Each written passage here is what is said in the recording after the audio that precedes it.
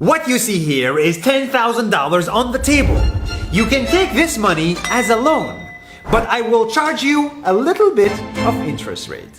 Like most people, you take the money and you go buy a nice car.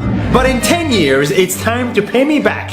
And because of interest rates, now you owe me $20,000 and not 10. You will say, I don't have money to give you. And if you don't, I take your car and a piece of your house.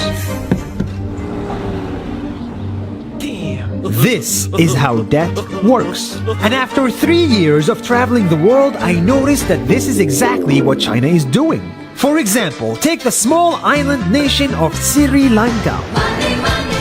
This developing country needs money and China has a lot of it.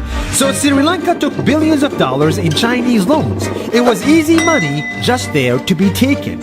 And with that, they built skyscrapers, highways, airports, and shipping ports. The country grew and prospered. But few years later, this easy money came with interest rates, and Sri Lanka was so much in debt that it couldn't pay back China its money. And the only way out was to give China control of what they had built. In other words, Sri Lanka lost a piece of its home to China because of debt.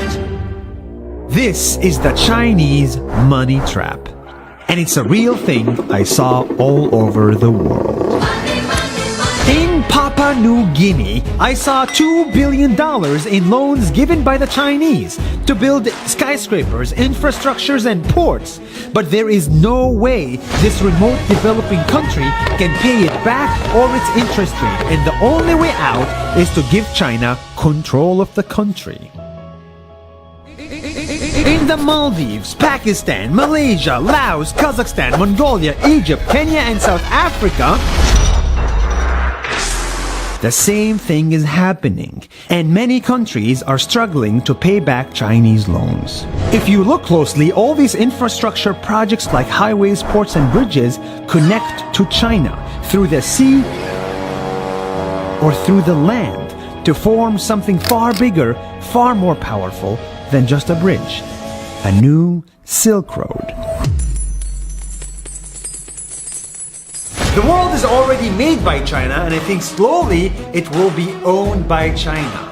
Don't get me wrong, building bridges, ports, highways, and airports is a great thing for the people and the country, but they come at a very high cost.